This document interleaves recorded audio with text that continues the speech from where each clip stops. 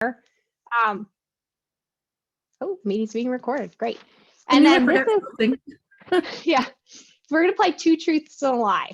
This is Hope. Hope is, and then you got to pick the lie now. She's an owner of an NFL football team, right? She used to live in a tack room, and she's a former 4-H member. So pick the lie in logging into Slido and selecting your response. So, ooh. Okay, so another tip, I did this with virtual camp, and for whatever reason, the members loved it. So it's also fun and really easy to set up. You can do it in real time. So right now, Hope, people don't think you own an NFL football team. I told you.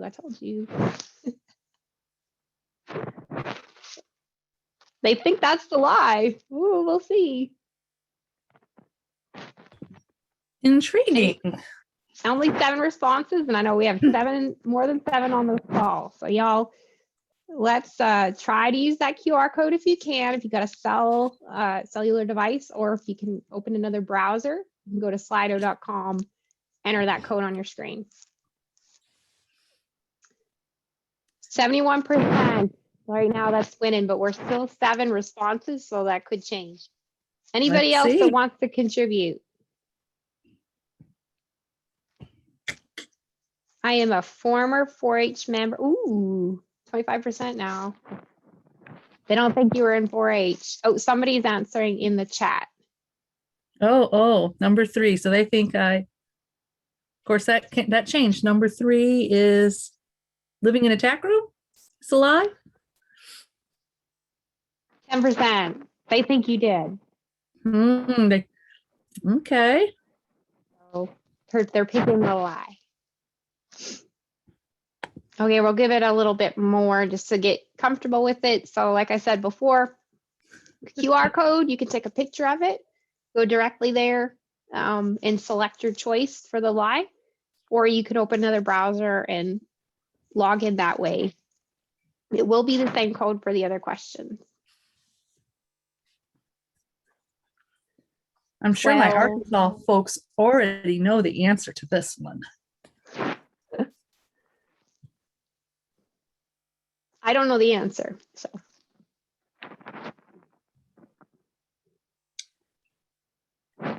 Okay, so we've got 12 right that want to contribute to this one. So we'll stop it there because we're a little slow. So Hope, you tell us, which is the lie? Well, guys are going to find it hard to believe, but I was never in 4-H growing up. I had a feeling that's what it was. But I am an owner of the real America's team. Just saying. I own stock in the Green Bay Packers. I had a feeling that was, at first I thought that was the lie, and then I realized it's going to be something like that. So. Yep. So usually I'm adorned in green and gold, and there's a reason for it. Somebody's saying something in the chat. Ashley's giving you a clap. So there you go. Pretty impressive, I must say. I want to own an NFL football team. Okay, great. So we've figured out the Slido tool. So let's move on. This session's obviously on program communication strategies. So we're wanting to share those ideas of what we're using in our program. So first, let's talk about these challenges. We're in a pandemic where some of us are still having restrictions on programming. What communication challenges are you experiencing within your 4-H program? So tell us about it. Then we'll give you some opportunity to share openly. So what are some of those challenges right now? Communication challenges within your 4-H program. Share openly. This is anonymous, so you can go ahead and share. Same code and the QR code as well. So you can share on the Slido. If you can't get the tech to work and you want to just share in the chat, you can do that too, or you can wait for open mic. So take a little time to think. And as you're responding, I will, Chad, how about you be the reader? Want to do that? You're wonderful. Absolutely. Reader. Yeah, so the first thing we've got is people not reading email, challenges with personal connections. I can definitely see that right now. I'm an in-person type of person. That's definitely something we've been dealing with over the last year, isn't it? People not being interested in anything electronic. Absolutely. Ooh, challenges with parents. They are not engaging. Yeah, that can definitely be a challenge. Not being able to hold in-person meetings. Definitely something we've all been dealing with. Anybody else?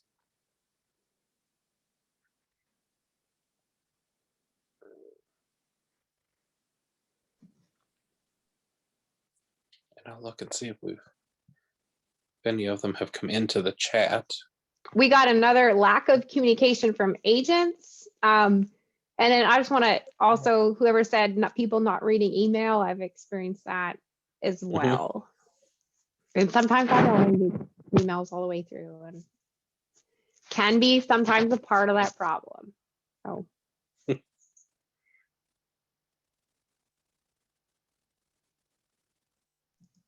Other thoughts? So some communication challenges. Now, what about within your club? So if you're running programs right now with youth, are you experiencing any sort of challenge with them? Oh, got some more chat. Electronic burnout? Definitely.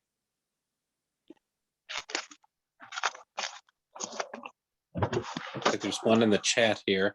Students are tired of Zoom at school, and then it's hard to get them on Zoom. I can totally see that.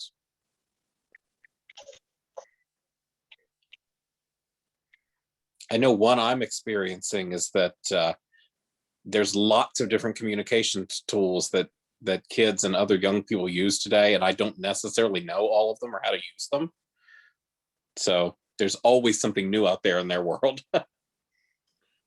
And Chad, I also think they mentioned kids and Zoom burnout, but I think the whole same thing holds true for our adults because they're in just as many meetings as Sure.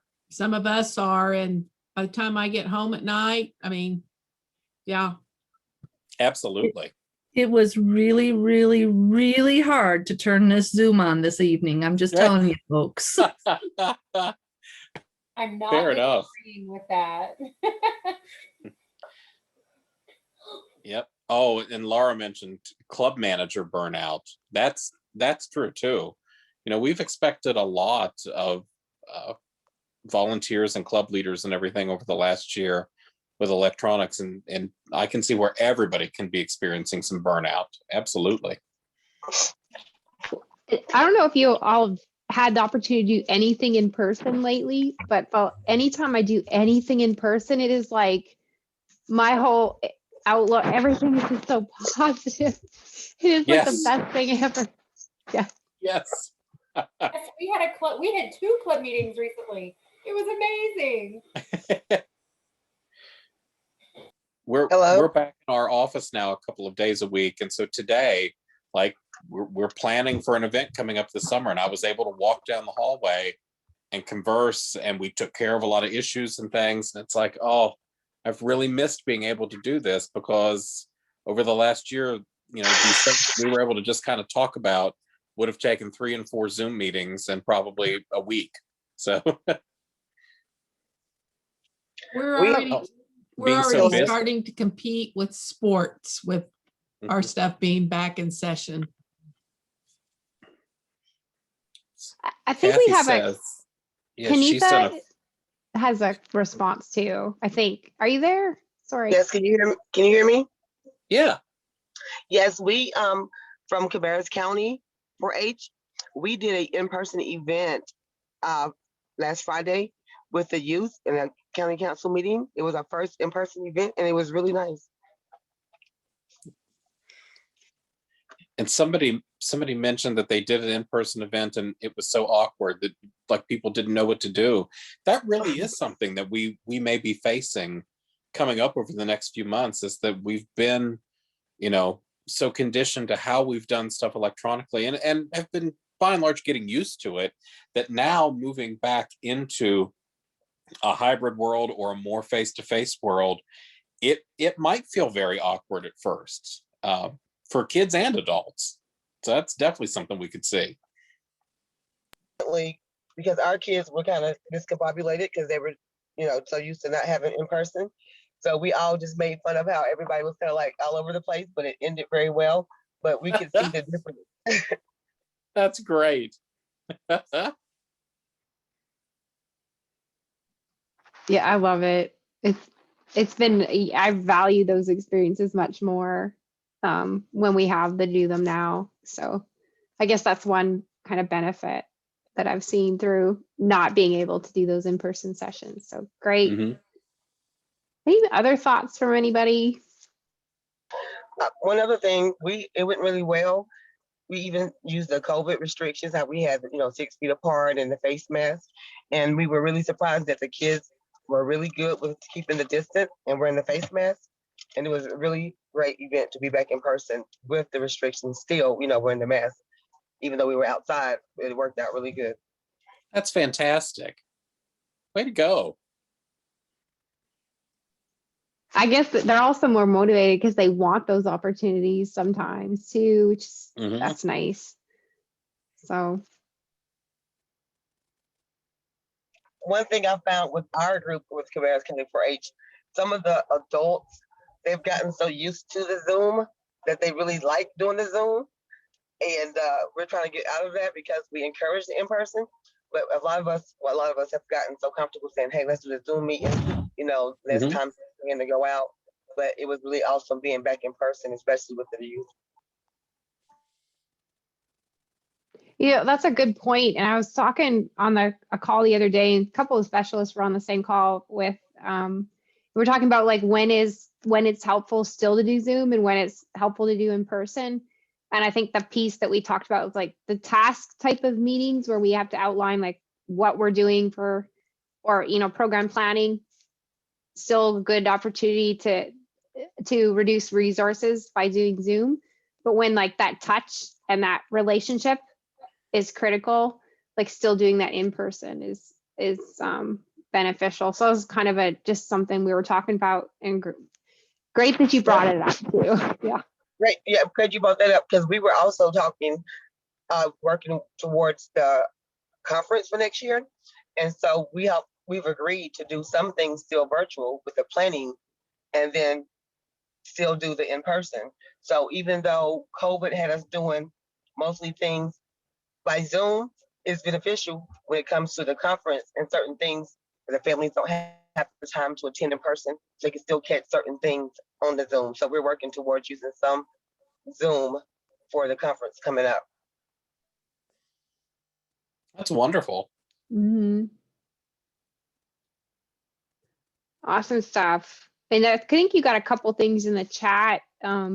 If you want to answer real quick, chat, and then we'll talk about some strategies too that we've used this year. Yeah, folks have been mentioning that that they've had some in-person events, or they're hoping for that going forward. And yeah, Sandy mentioned that the hybrid model is the way to go going forward. I agree. I could see a lot of the hybrid stuff happening, definitely. Oh, and it's fun to see summer camping coming back too. I know we're planning for that in Virginia. There's going to be some restrictions and things, but we're definitely going to do it. Our camp was hit by 2 hurricanes and some flooding. So they're doing traveling camps this summer. It is the most innovative and creative thing. Our camp has just killed it. But in saying that, 2 hurricanes and flooding, they've had their fair share of issues. Okay, so let's move on to the second prompt here. So what strategies have you used to keep those communication channels open within the last year? So share those ideas and tips.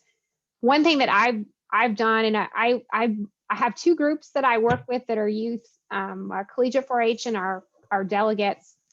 And I apologize for any background noise. My family's not so great at keeping the noise down. But things that I've used a lot of apps on my phone to kind of keep those channels open, that, GroupMe and whatever. Obviously, I use newsletters. That helps as well, those electronic newsletters, those consistent plugs and email, but like you said, not everybody reads that. But I do find that training, having those announcement pieces have helped me keep channels of communication open too. But I want to hear from you. We want to hear from you. So what are those strategies that you've used to keep those communication channels open? And Chad, there are already some ideas, so I'll give it Yeah. to you. Since we have one person that says that their club is using GroupMe and also texts and emails, I know that that's something that I've heard from several groups that they've used GroupMe quite a bit. Social media, we know we've seen an explosion with that this past year of ways to get around with stuff. Facebook, texts, emails, a Facebook group. Yeah, there's all kinds of avenues out there to explore. GroupMe, Remind. Oh yeah. Our manager sends texts, which are easy, even a text to say, check your email.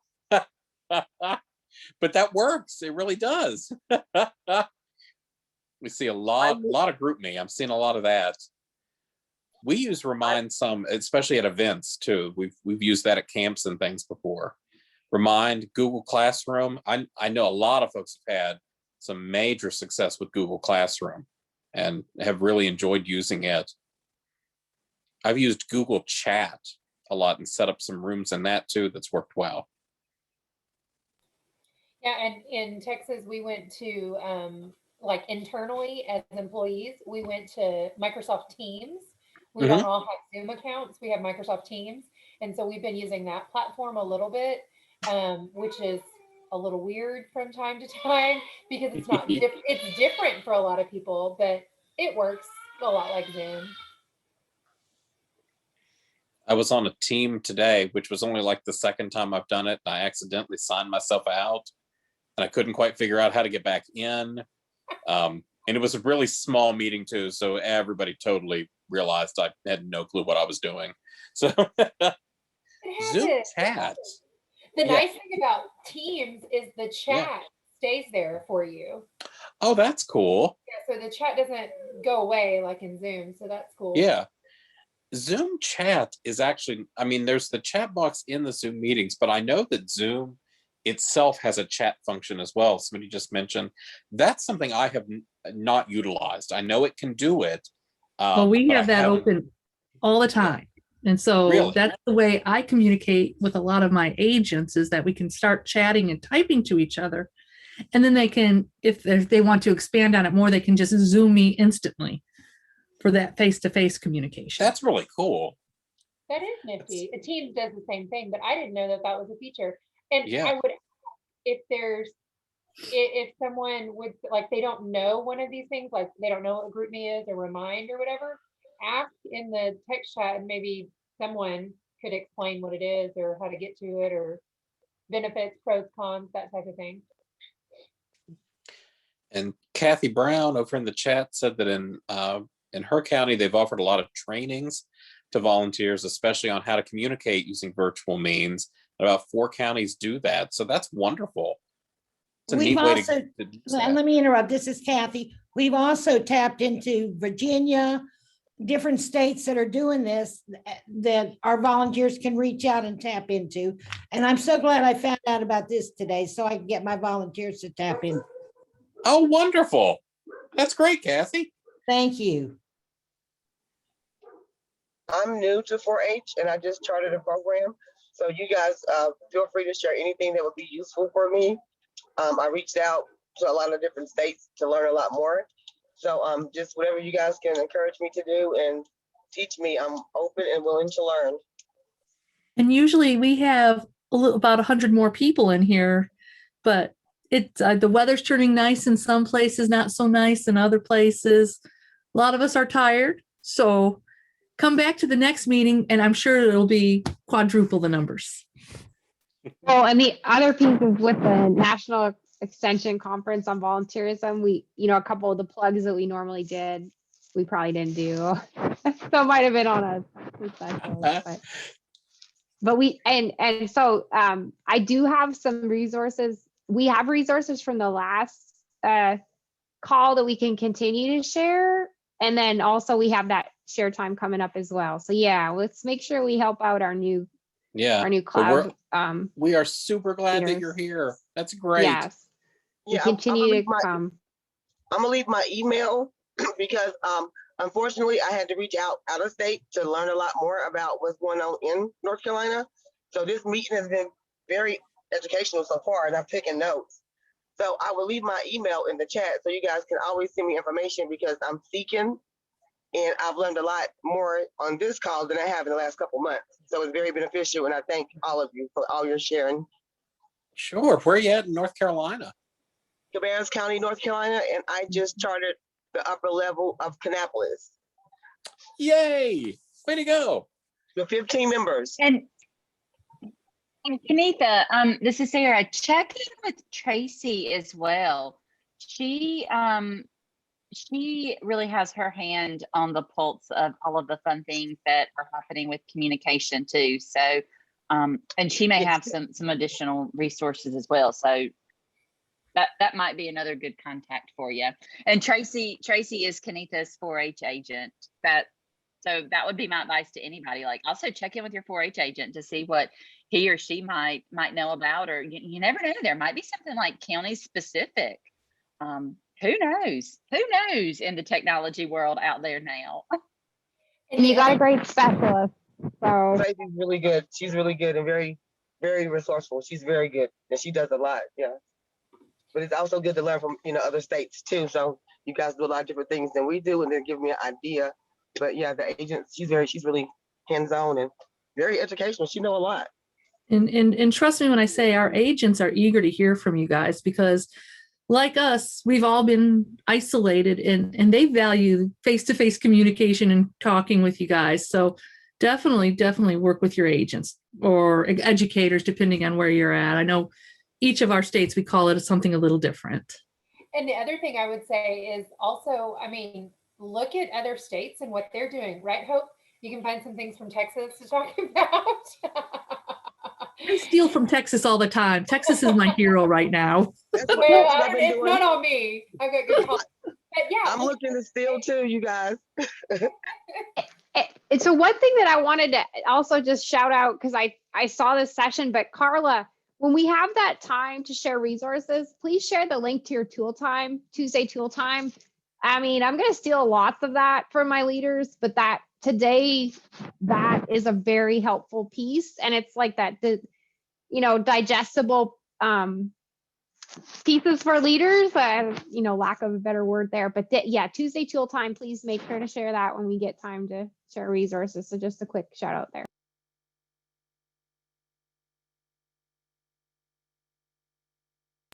Okay, we can move on to that though. So do you guys want to move on to sharing resources, or does anybody else want to talk about communication channels before we move on?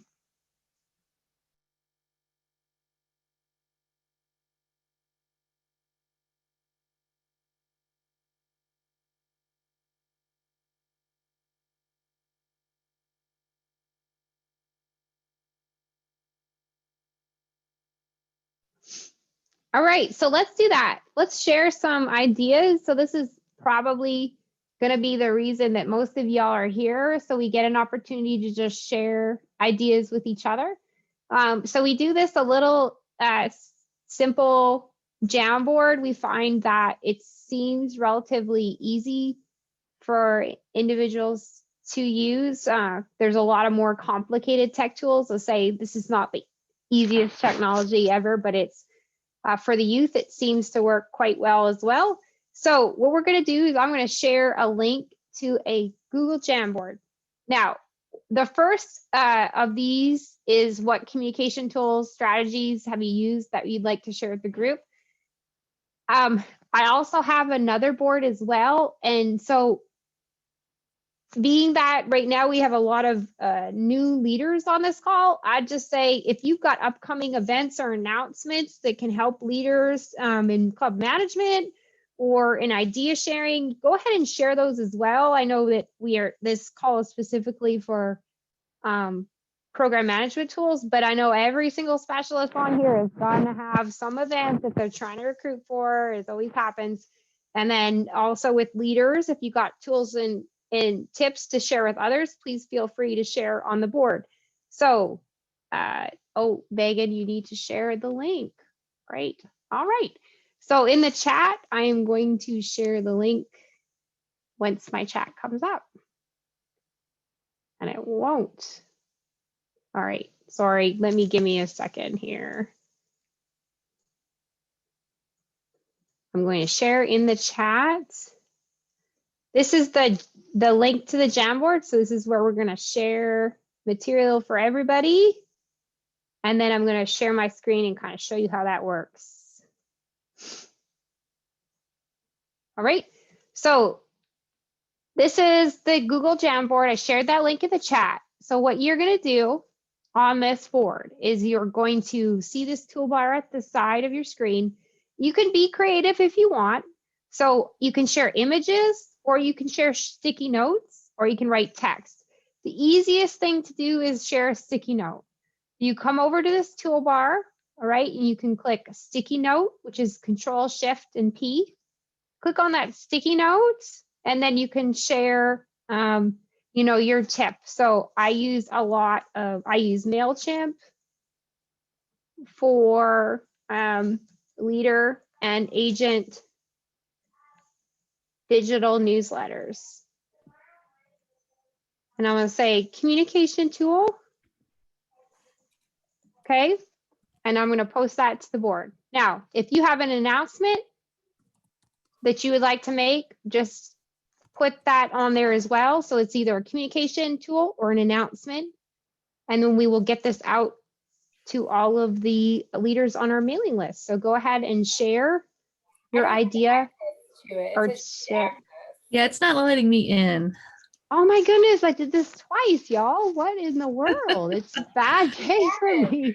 It really feels like a Monday. It does. This is bad. This is not a mistake I normally make. So Well, I just shared in the text box our new improved 4-H volunteer guidebook that all of our volunteers get as their orientation.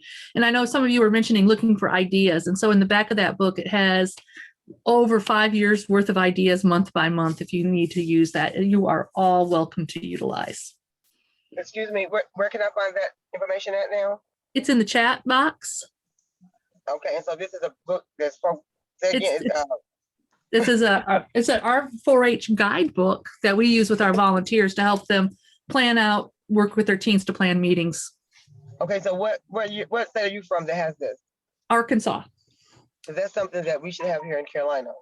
That's a great thing to have. They probably have it. you might have one. So that's, yeah, Laura may be able to share that with you as By the well. way, But I have to add the disclaimer. Thank you, Texas. Okay, if someone can email it to me or something, or maybe do I need to reach out to Tracy for that?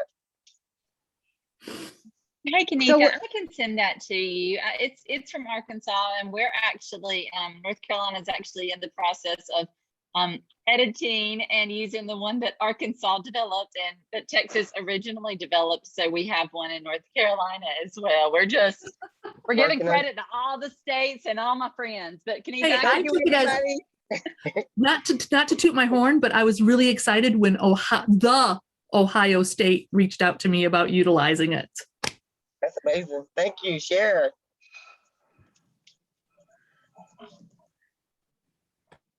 Yeah, I've got one too, but I know that several states are using the material from it, which is totally fine. But I'll share that one as well. And I'm always okay with people sharing resources from our state as well. And like I said, I've used several from other states. I think we've all used University of Maine guidelines for virtual meetings. So absolutely.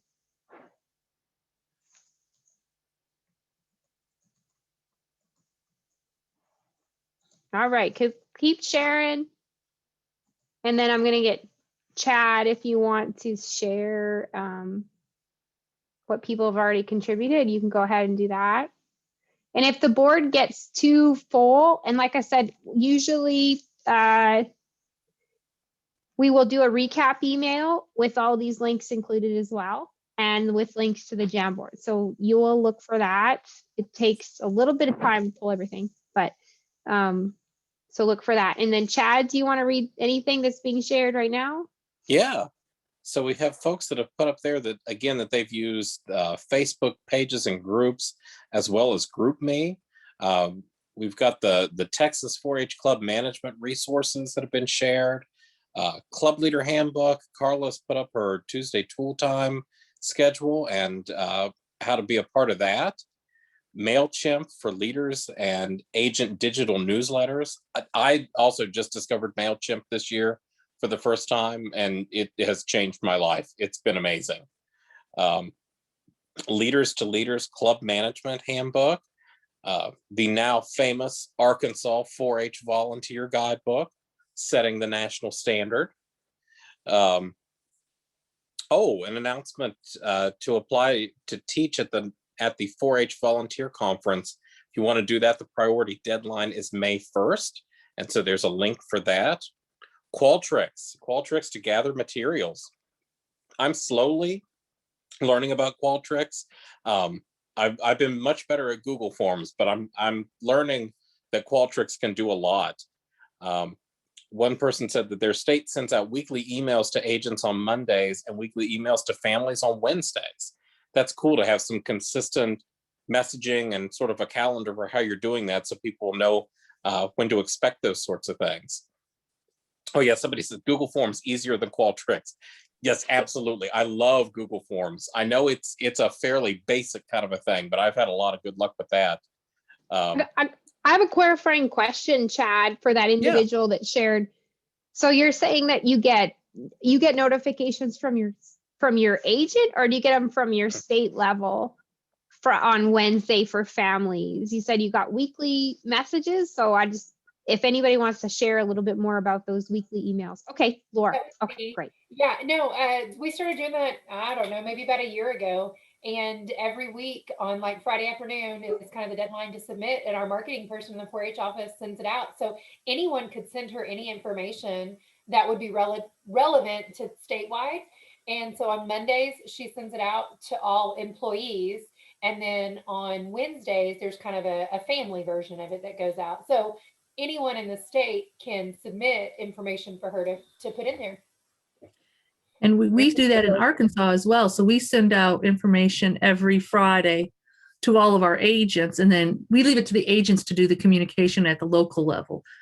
But we have started our 4-H fourth Thursday in Arkansas, where we invite specialists to talk to all of our volunteers to give them the latest and greatest information.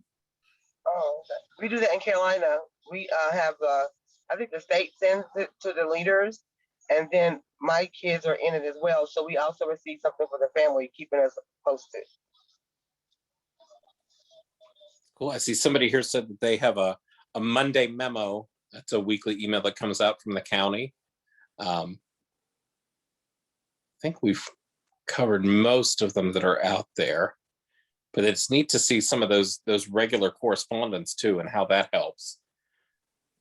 A couple things that I've seen. Sorry, you go, Chad. No, go ahead. Well, I just say if you're not using some sort of like Remind or GroupMe app, with your youth, I mean, I don't know how I would have existed with my groups, with my youth, without a Remind or a GroupMe. And like I said before, I had two, and that's the only way we've kind of constantly stayed in communication. They're terrible about remembering meeting time. They're awful at it. And so I'll often just send that quick, 5 minutes before to like, remember we got a meeting in 5 minutes, and I'll share that Zoom link or whatever in that GroupMe chat or Remind, and it helps. And then also I can watch them as they plan events in the GroupMe or in the Remind app too as well. So that is one thing, if you're not doing, I just say it's helped tremendously kind of keeping that communication open. I have seen agents and I have seen leaders that have used it as well, and just helping keep communication open with other leaders in collaborative projects. So very, very much easy. I don't want to say easy to use, but opportunities that are free with kind of that instant communication. So quick. One of the things there. I like about GroupMe is you can also access it on the computer and your phone. So sometimes if they get into a group chat and I'm sitting at my desk, I can type on my keyboard faster than I can type with my thumbs on my phone, and it keeps it in sync for the most part. And so I really like using GroupMe when I've worked with youth groups and having that access on the computer. So Yeah, I'm with you, Laura. I like those things that can be used across the multiple platforms. So if it's something I can do on my phone and my iPad or my laptop, something like that, so that way, no matter what I'm doing, I can get in there and send a message or see what's going on. I really like that kind of stuff as well.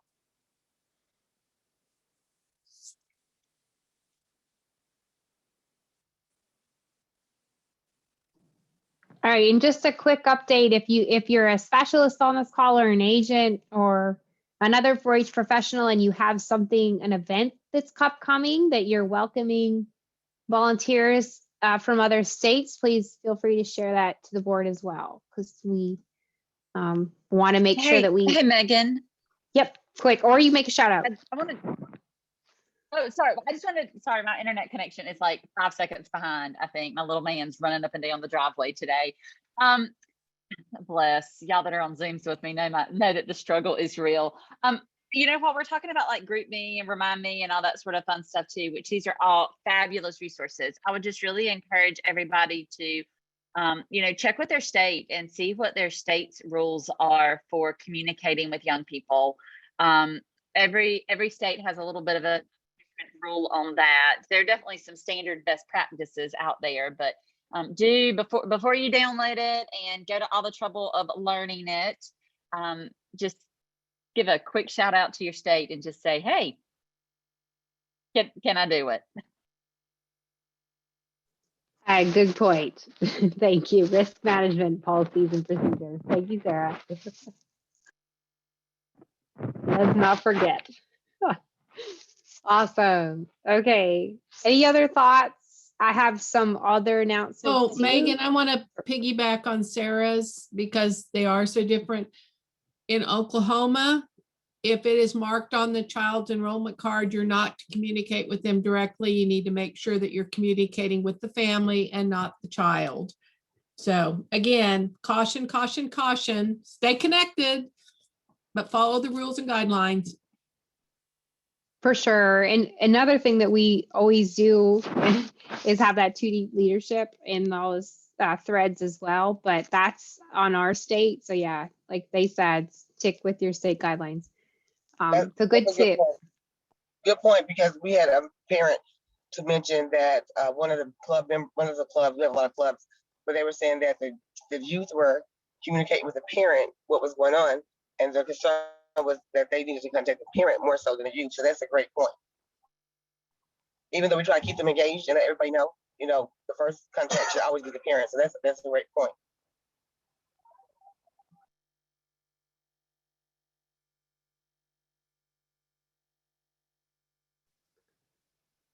Okay, any other thoughts or ideas to share? We have a couple of announcements to make. And then we're going to open up some optional breakout rooms for states that also in there that you provided in the beginning of the call. So if you want to go ahead and chat with people in your state, you can. But any other thoughts on the Jamboard before I make some announcements for the group? Or thoughts you want to share openly, because you have an opportunity to do that as well.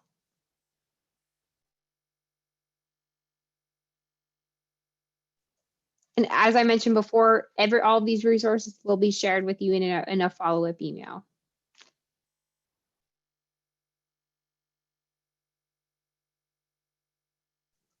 Chad, do you have an announcement in the chat or a question? Oh, yes, I was muted. So, so Sarah has mentioned that North Carolina is going to be hosting a virtual volunteer training free of charge and open to everybody this fall. So she said she will share the date and the invitation once everything is finalized. We know that that's something, I think we're very strong with that in the southern region of any kind of trainings and events and things that have been open. We've really tried to make sure that everybody in the region knows about that and feels welcome to come to stuff. So we will look forward to seeing that date for North Carolina. Yeah, absolutely. Thank you for saying that. And I know our leaders appreciate those opportunities very much to participate in programming out of state. So thank you. Laura said that the Texas Virtual Lead Academy adult trainings open to everybody, free registration, June 1st through 3rd. And registration will be open May 1st through the 12th. Oh, and we even got a link. Excellent. Yeah, I was just reading about that in y'all's annual report. So definitely an opportunity y'all want to participate in if you have time. Thank you for So sharing that. Laura, if I was to wonder what Lead Academy is, what is the Lead Academy? The LEAD Academy has an acronym for Learn, Empower, Apply, and Develop. And we started Nice. 2019, and it was a youth focus, and it was during our Texas 4-H Roundup, which is our big state conference, and it was targeted towards our high school members to, you know, to kind of take it to that next level, some career exploration, some service, some college and career prep, that type of thing. And we had an awesome keynote speaker, a guy that works at the Bush School, which is on campus at A&M, kind of Oh like yeah. affairs, government stuff. And Jim Olson is his name, or James Olson. He was in the CIA in the clandestine services. Super cool to hear him speak. Oh, cool. We did it that first year, and we decided we should have done an adult track. That would have made more sense. So we had plans to do it last year, and then we went virtual, and there was some and I wasn't involved because I was on maternity leave. But then this year we've got a volunteer advisory team, is what I'm calling them.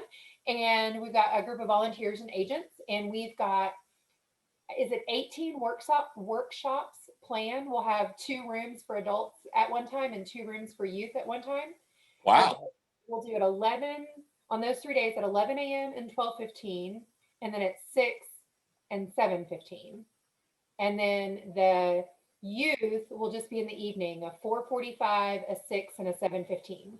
Some workshops will cross over and some will be completely separate. And we're trying to finalize the last of the speakers and stuff like that. So we're getting there. We're getting close. Registration. This is great.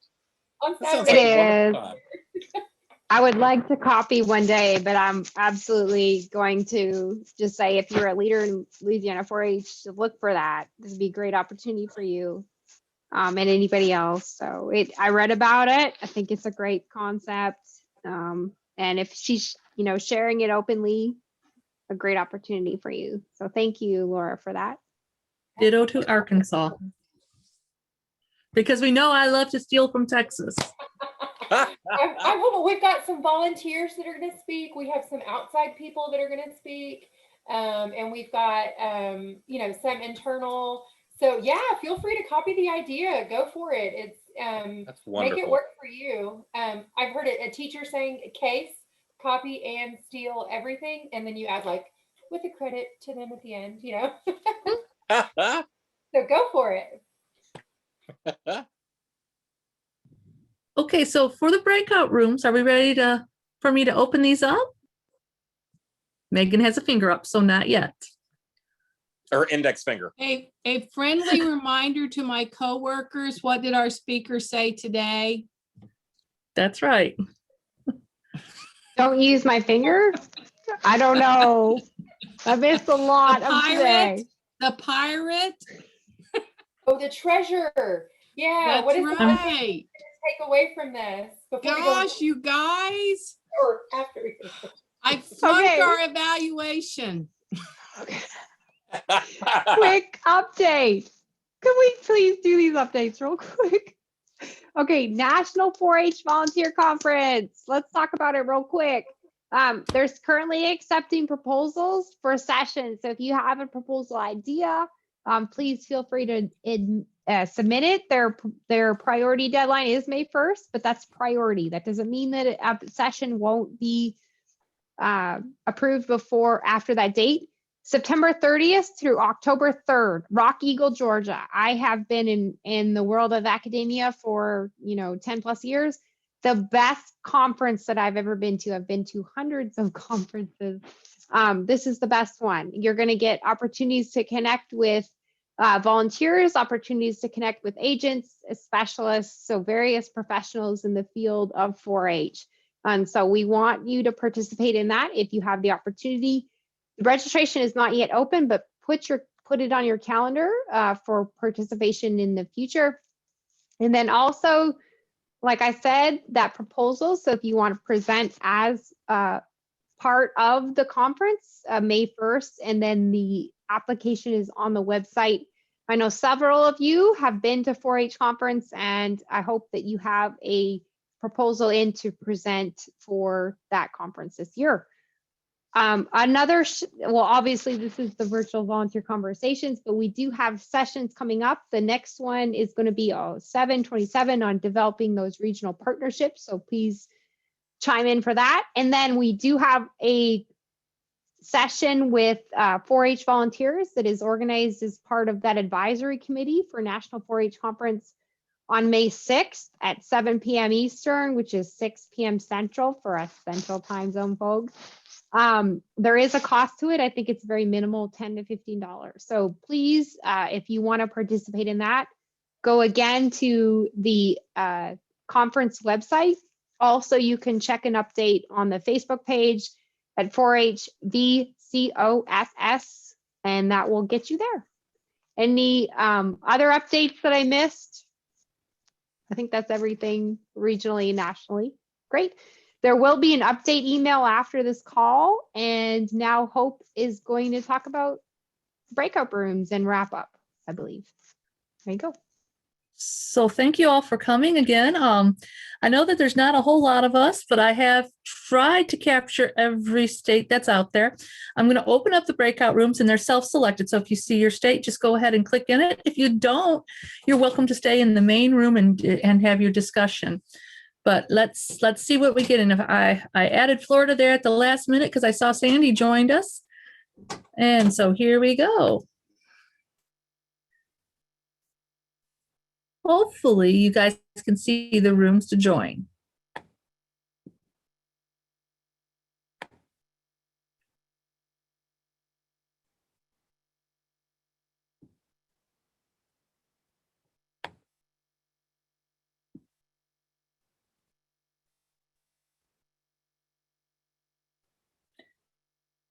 Chad, I didn't put Virginia in there. I just realized. No, I'm the only one here, so Okay. no worries. I think I forgot Georgia too, didn't I? I may be the only one too. I'm not sure. Is anybody from Georgia? Raise your hand if you're from Georgia. And you guys are welcome to sit in on some other state and just, steal ideas if you want, because that's apparently what I do best. Well,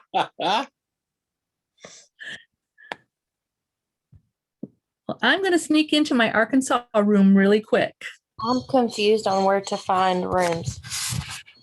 Did it not pop up, Bridget? Bridget, where are you from?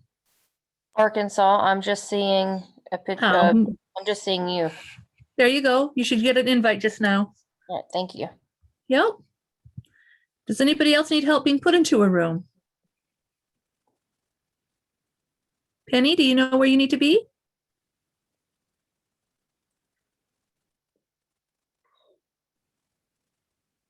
Louisiana, and I missed it. Assigned to Louisiana. There you go. And who else am I missing here? Lisa?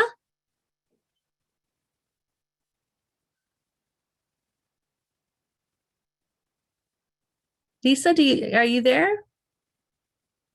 Would you like me to assign you to a room?